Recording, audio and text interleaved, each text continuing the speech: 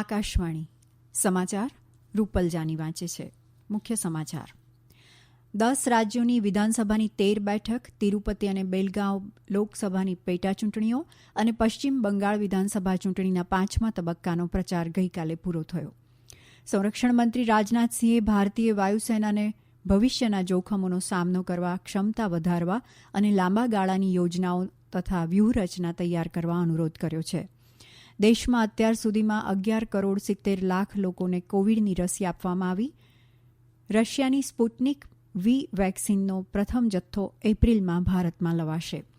સરકારે દેશમાં કોવિડના વધતા સંક્રમણને ધ્યાનમાં રાખીને તબીબી અનુસ્નાતક અભ્યાસક્રમોમાં પ્રવેશ માટેની પરીક્ષા નીટ હાલ મોકૂફ રાખવાનો નિર્ણય કર્યો છે. પેટ્રોલિયમ અને પ્રાકૃતિક ગેસ મંત્રી ધર્મેન્દ્ર પ્રધાને કહ્યું છે કે ભારત હાઇડ્રોજન આધારિત બળતણ વ્યવસ્થા વિકસાવવાની દિશામાં છે. અને એશિયાઈ કુસ્તી ચેમ્પિયનશીપમાં ભારતની સરિતા મોરેએ મહિલાઓના 59 કિલોગ્રામ વર્ગમાં કઝાકિસ્તાન અલ્માટીમાં સુવર્ણચંદ્રક પોતાને નામે કર્યો છે. સમાચાર સાંભળીએ તે પહેલા કોરોના અંગેનો સંદેશ.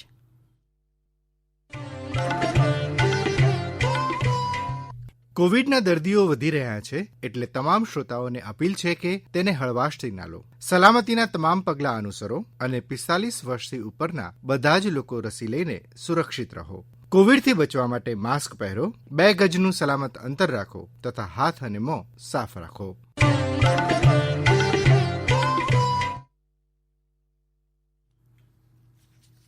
સમાચાર વિગતવાર.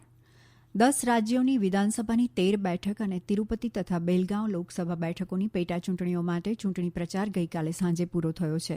તેમાં રાજસ્થાનમાં 3, કર્ણાટકના 2 અને ઝારખંડ, મધ્યપ્રદેશ, મહારાષ્ટ્ર, મિઝોરમ, ઓડિશા, તેલંગાણા અને ઉત્તરાખંડ તથા ગુજરાતમાં મોરવા હડફનો સમાવેશ થાય છે.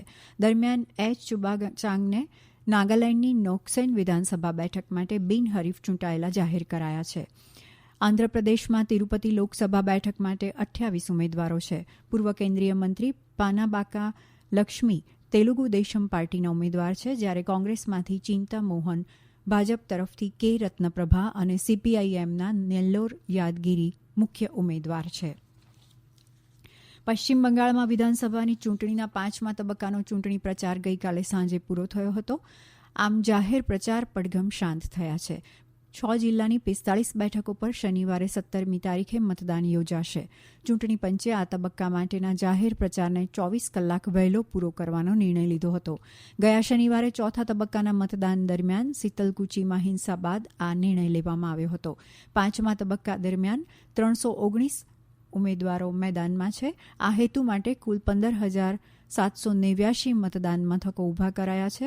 ભારતીય જનતા પાર્ટી તમામ 45 બેઠકો પર ચૂંટણી લડી રહી છે, જ્યારે તૃણમૂલ કોંગ્રેસ 42 બેઠકો પર ચૂંટણી લડે છે, તો કોંગ્રેસ, ડાબેરી પક્ષો અને તેમના જોડાણ ભાગીદાર ભારતીય સેક્યુલર મોરચા સંયુક્ત મોરચાના બેનર હેઠળ લડી રહ્યા છે. સંરક્ષણ મંત્રી રાજનાથસિંહે ભારતીય વાયુસેનાને ભવિષ્યના જોખમોનો સામનો કરવા, ક્ષમતા વધારવા અને લાંબા ગાળાની યોજનાઓ તથા વ્યૂહરચના તૈયાર કરવા અનુરોધ કર્યો છે.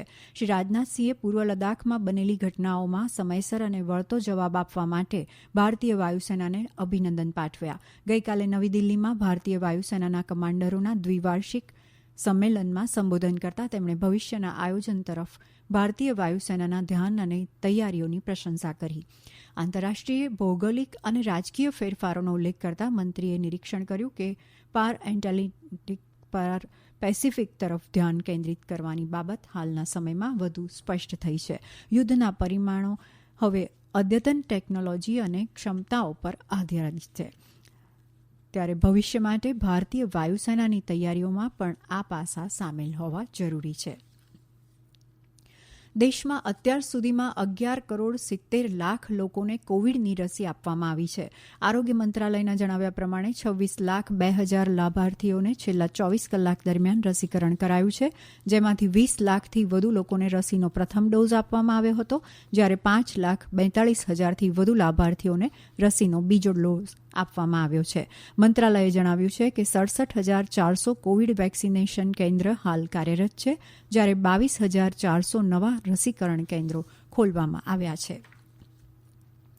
રશિયા ખાતેના ભારતીય રાજદૂત બાલા વેંકટેશ વર્માએ કહ્યું છે કે રશિયાની સ્પુટનિક વી વેક્સિનનો પ્રથમ જથ્થો એપ્રિલ મહિનામાં ભારતમાં લાવવામાં આવશે.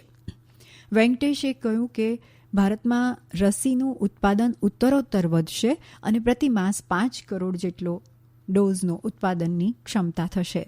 રશિયાના ભારત ખાતેના રાજદ્વારી રોમ બાબુક્સીને કહ્યું કે ભારત દ્વારા રશિયાની સ્પુટનિક વીને મંજૂરી એ વિશેષ ભાગીદારીના નવા દ્વાર ખોલશે.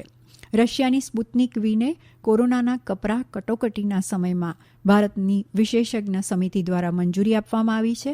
આથી ભારતમાં કોવિશિલ્ડ અને કોવેક્સિન બાદ ત્રીજી સ્પુટનિક વી કોવિડની ત્રીજી રસી બનશે. ભારત એ વિશ્વનો 60મો દેશ બન્યો છે જેણે રશિયાની સ્પુટનિક વી રસીને મંજૂરી આપી છે. આ સમાચાર આકાશવાણીના છે. સરકારે દેશમાં કોવિડના વધતા સંક્રમણને ધ્યાનમાં રાખીને તબીબી અનુસ્નાતક અભ્યાસક્રમોમાં પ્રવેશ માટેની પરીક્ષા નીટ હાલ મોકૂફ રાખવાનો નિર્ણય કર્યો છે. કેન્દ્રીય આરોગ્ય મંત્રી ડોક્ટર હર્ષવર્ધને એક ટ્વીટમાં જણાવ્યું હતું કે કોરોનાના વધતા સંક્રમણને ધ્યાનમાં લઈને તબીબી અભ્યાસક્રમના વિદ્યાર્થીઓના હિતમાં 18મી એપ્રિલ 2021ના રોજ લેવાનારી નીટ પરીક્ષા મોકૂફ રાખવામાં આવી છે. પરીક્ષાની આગામી તારીખ હવે પછી જાહેર કરાશે. પેટ્રોલિયમ અને પ્રાકૃતિક ગેસ મંત્રી ધર્મેન્દ્ર પ્રધાને કહ્યું છે કે ભારત હાઇડ્રોજન આધારિત બળતણ વ્યવસ્થા વિકસાવવાની દિશામાં છે. હાઇડ્રોજન ઇકોનોમી અંગેના નવી દિલ્હીમાં ગઈકાલે યોજાયેલા પરિસંવાદને સંબોધન કરતા શ્રી પ્રધાને કહ્યું કે સરકારે બળતણમાં હાઇડ્રોજનનો મિશ્રણ તરીકે ઉપયોગ કરવા સંદર્ભે વિવિધ શરૂઆત કરી છે. તેમણે કહ્યું કે તાજેતરમાં જ તેમણે દેશ માટે હાઇડ્રોજન રોડમેપ બનાવવા માટે કેન્દ્રીય બજેટમાં રાષ્ટ્રીય હાઇડ્રોજન મિશનની જાહેરાત કરી હતી. પ્રધાને જણાવ્યું કે ટેકનોલોજીકલ પ્રગતિ દ્વારા ભારત પરિવહન, બળતણ તેમજ રિફાઇનરીઓમાં ઔદ્યોગિક ઇનપુટ તરીકે ઉપયોગ માટે કુદરતી ગેસ સાથે હાઇડ્રોજનનું મિશ્રણ કરી રહ્યું છે. એશિયાઈ કુસ્તી ચેમ્પિયનશીપમાં ભારતની સરિતા મોરેએ મહિલાઓના 59 કિલોગ્રામ વર્ગમાં કઝાકિસ્તાન અલ્માટીમાં સુવર્ણચંદ્રક પોતાને નામે કર્યો છે.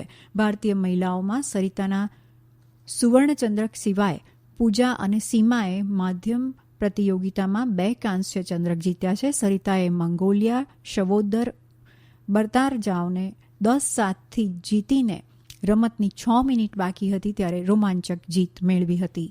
1 ફેબ્રુઆરી 2020ના રોજ નવી દિલ્હીમાં આયોજિત એશિયાઈ ચેમ્પિયનશીપમાં સરિતાએ કોન્ટિનેન્ટલ પ્રતિયોગિતાના 2017ના સંસ્કરણમાં સુવર્ણચંદ્રક જીત્યો હતો ત્યારે 58 કિલોગ્રામમાં રજત ચંદ્રક જીત્યો હતો. કેન્દ્ર સરકારે કોવિડની પરિસ્થિતિને ધ્યાનમાં લઈને ભારતીય પુરાતત્વ વિભાગ દ્વારા સંરક્ષિત ઐતિહાસિક સ્મારકો અને મ્યુઝિયમો તત્કાળ બંધ રાખવાનો નિર્ણય કર્યો છે. કેન્દ્રીય સાંસ્કૃતિક મંત્રી પ્રહલાદ પટેલે ટ્વીટર પર જણાવ્યું કે આ સ્મારકો અને મ્યુઝિયમો આગામી 15મી મે સુધી બંધ રાખવાનો નિર્ણય લીધો છે. આઈપીએલ ક્રિકેટ સ્પર્ધાની ગઈકાલે મુંબઈમાં રમાયેલી મેચમાં રાજસ્થાન રોયલ્સની ટીમે દિલ્હી કેપિટલને 3 વિકેટથી પરાજય આપ્યો છે. દિલ્હીએ રિષભ પંતના 51 અને લલિત યાદવના 20 રનની મદદથી નિર્ધારિત 20 ઓવરમાં 8 વિકેટે 147 રન નોંધાવ્યા હતા. રાજસ્થાન વતી જયદેવ ઉનડકટે 3 વિકેટ ઝડપી હતી.